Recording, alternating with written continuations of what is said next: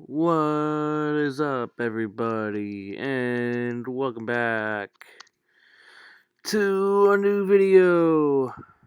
And today, I'm here with Dylan, and let's get into the content. But before we do, make sure to leave a like on this video, subscribe if you're new, comment down below who you think will win this series against the Brooklyn Nets and the Milwaukee Bucks. All right, so. This is gonna be very, very fun. Yeah, well, But it could also go very bad. But I'm confident it will be good. Obviously, I don't expect a sweep when you are facing Kyrie, Harden, and Durant. But I think it'll go 7 games. But yeah, let's kind of break it down. The keys to victory for both sides or both teams. Unbiased, by the way. So I'm gonna compliment Brooklyn. Um, so for the Bucks, obviously, do what you did against Miami. Continue to play great defense. Continue to make adjustments. Continue to just obviously Brooklyn won't have that wall defense, so you won't have to worry about that. But according to one fan, the wall will be Griffin, Jordan, and Green. um,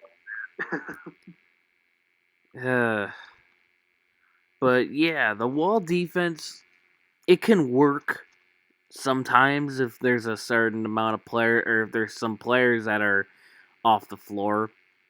Um, but Drew Holiday is a huge upgrade over Eric Bledsoe. Bryn Forbes is one of the best shooters in the league right now, if not the best shooter in the league. Um, Middleton's clutch. yeah. Brook Lopez can space the floor. He can shoot threes. So it's kind of like, okay, you could put a wall there, but then you're going to have to hope one of those 4 guys miss it. I noticed the Bucks been using Brook Lopez more in the post, and that's been low-key one of Brook Lopez's best abilities. Yeah. One of the best sub centers and still in the NBA. And he'll be probably meshed up against DeAndre Jordan and Nicholas Claxton. And maybe if the Nets go small ball and put Blake Griffin at center. Yeah. But obviously today they beat the Celtics in Game 5 of the first round to move on to the second round. But yeah, Bucks, they got the defense. Obviously Drew Holiday, PJ Tucker, Giannis, Middleton. Brook Lopez is a great rim protector. I think that will continue to happen. I think Brook will do what he did at Bam Adebayo in the first round. Just bully him, force them to take mid-range shots. Nice thing is that DeAndre Jordan doesn't really have that. So I'm curious to see how they use DeAndre Jordan. Yeah. Because he has no jump shot ability at all, so obviously they're not going to be scared of him if he's wide open for a 3, so... Yeah, that's true. So I guess we can get into the keys to victory for Brooklyn. Obviously, you got your big 3, Kevin Durant, Kyrie Irving, James Harden. Just gonna have to score, because it certainly ain't their damn defense. Yeah, they don't play defense for anything. They really don't. They're already struggling with Tristan Thompson. What do you think Giannis is gonna do? I mean, Durant already said we got our work cut out for us. Yeah, Boston, they weren't making it anywhere. They were toast from the time they won in the play-in tournament. But yeah, defense is gonna be a massive issue. Griffin has never been a great defender. DeAndre Jordan's regressing. Yeah, the only great defender, kind of decent defender they have on their roster is Kevin Durant. I think Claxton's not bad either, but he ain't stopping Giannis. Yeah, they need defense. They need their PJ Tucker, Trevor Ariza type player, but they don't have that. And taking a look at their bench, it sure won't be Bruce Brown. It sure won't be Landry Shamet. Sure won't be Tyler Johnson. Yeah, they're definitely going to. It's going to come down to Durant, Harden, Irving doing their things. In all honesty, if I'm the Bucks, I think you should do whatever it takes to stop everyone except Durant. Obviously, put Giannis on Durant, but I'd put pressure on Harden and Kyrie Irving if I'm Coach Bud. We've seen in 2019, Kyrie choked hardcore in 2019 when we put pressure on him.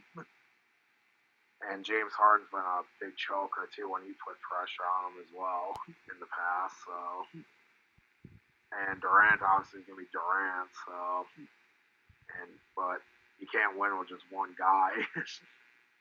That is true.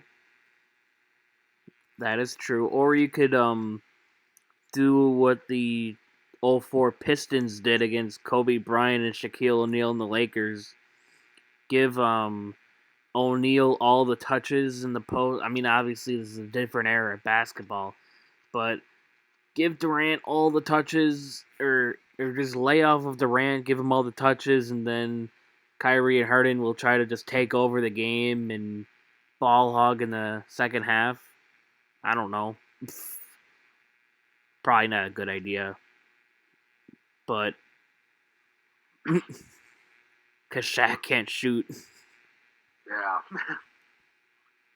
Who do you think the big X factor will be for both sides?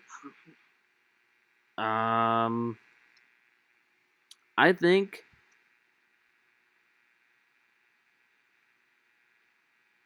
if Kyrie Irving would have to show up. I think it'll be just him on the Nets, and then for the Bucks, Bryn Forbes. I think Bryn Forbes and his 3-point shooting is gonna have to continue to stay hot. Yeah, I can agree with those two as well. But my two choices were, I think for the Nets is Joe Harris, because they're probably gonna be on Hard and Kyrie and them guys hardcore as best they can. So Joe Harris is gonna have to step up his shooting if they want to have a better chance of winning. Because then we'll have to defend them and stuff. And my choice for the Bucks is I think Brook Lopez could be a huge X factor. He does how he did against Miami. With the Bucks get like a big four then.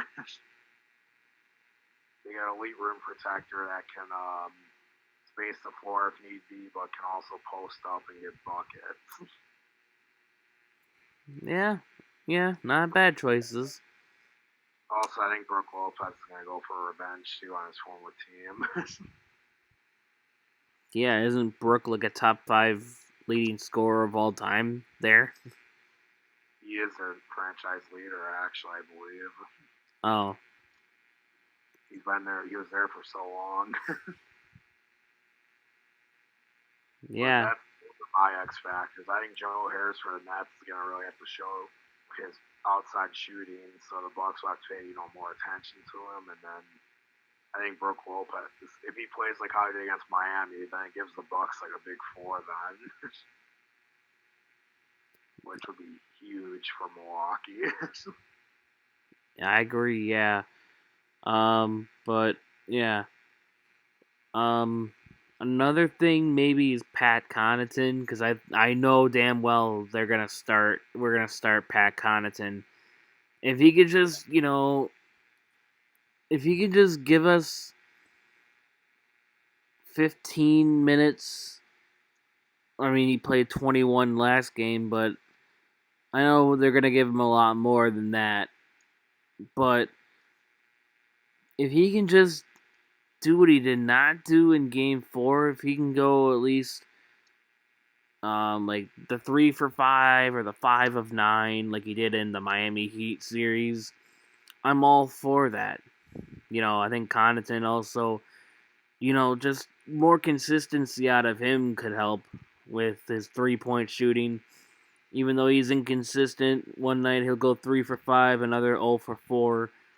So if we can have more of those 3 for 5 nights, or even better than that, I'll take it. Yeah. Obviously, he's not going to be anything good defensively, but offensively, I think if he can just give us, some great production on the 3-point line, I think that'll be another key to this series victory as well. Yeah. But overall, it's gonna be a fun series, though. I think. But I know I said that about last series against Miami, but I think this will truly be a series potentially for the ages. and yeah, and it's the only confirmed series right now since the other guys are still fighting. Yeah. But that will be it for us, I think. Game 1 is Saturday. Isn't there's not a time right now, is there? I think it's like 7:30 Eastern.